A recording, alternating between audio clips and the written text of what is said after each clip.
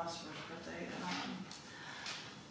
I don't believe in things that aren't proven, that we have no evidence of, but sometimes I have to tell you that I thank you for showing me that there are logical people in the world, that man can live by reason, that reason is a virtue, that selfishness is a virtue, that I have a right to what I earn, to what I create, to what I know to be true.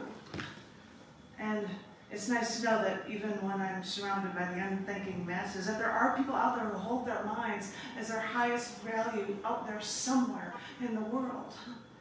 And the fact that they exist helps me through my days.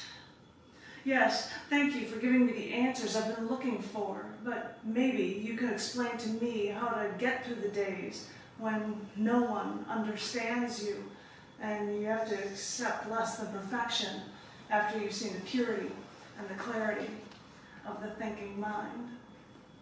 The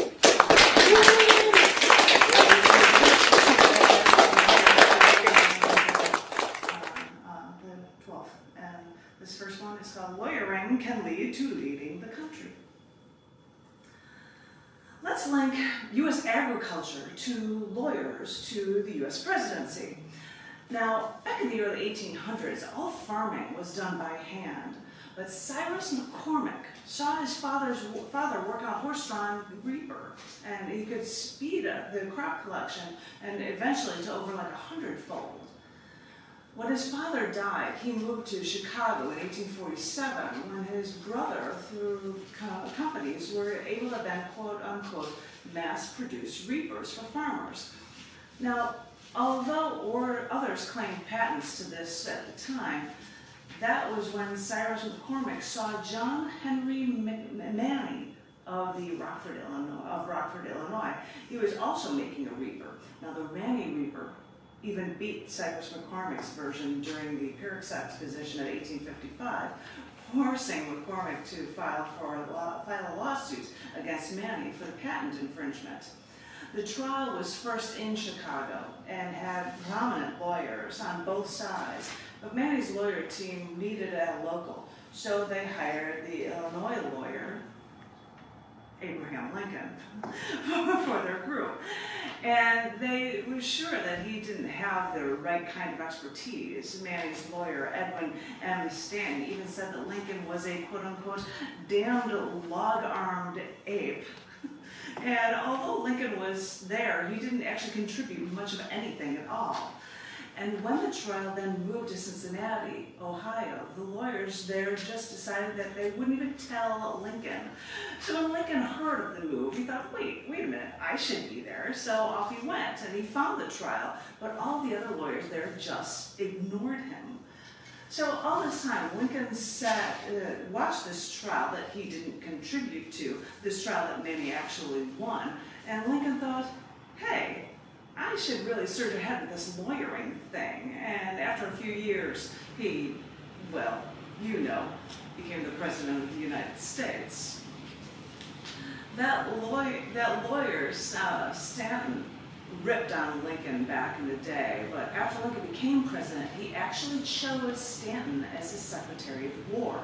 Because back in the day, people didn't automatically choose cronies that were just like them to serve their own selfish interests to join them, but they actually chose people that were so incredibly different from them so they could have a well-rounded view on how to serve the country. Novel idea, isn't it, to make the effort to work with the opposite side of the government to make the government actually work. Is that engagement?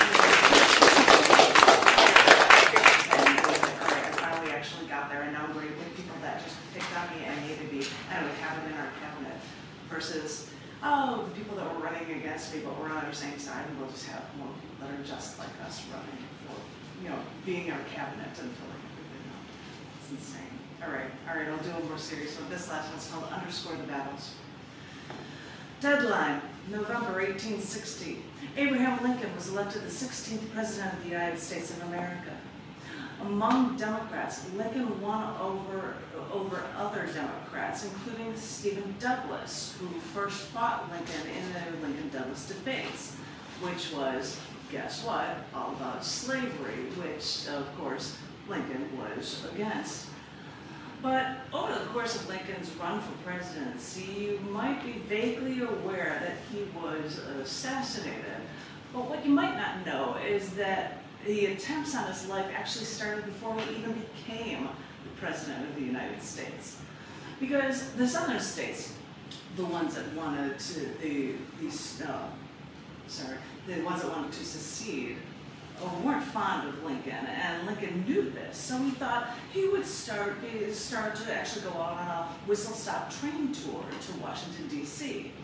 But fearing his safety along the way, he hired Alan Pinkerton and his private secretary, and the security team then was finding out that a lot of people along the way wanted Lincoln dead. The security team then went to Baltimore, one of these stops on Lincoln's whistle-stop tour, and they stayed at the Barnum Hotel and tried to act Southern to try to infiltrate Southerners there. And then they found out that Cipriano Ferradini, a beady-eyed Corsican barber who planned to kill Lincoln. So he was actually all on a worry, and Lincoln is taking this train in his tour, and they were going to stop at Harrisburg, Pennsylvania, and Pinkerton told them that they have to speed their trip and skip through so they could escape this plan to actually assassinate him in Maryland. So what did they do? They decided then to actually conceal him. This is a funny one.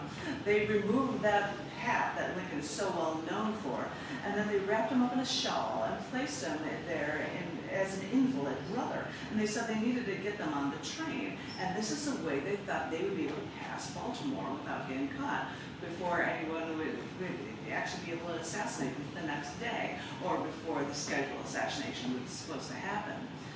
But in the middle of the night, while in Baltimore, the train stopped.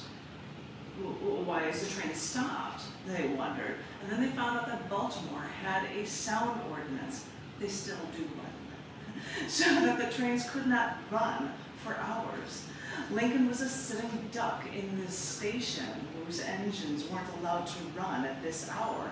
So they did the only thing they thought they could do. They got horses, and they literally hooked the train car up to horses, and they snuck out of town quiet as a mouse.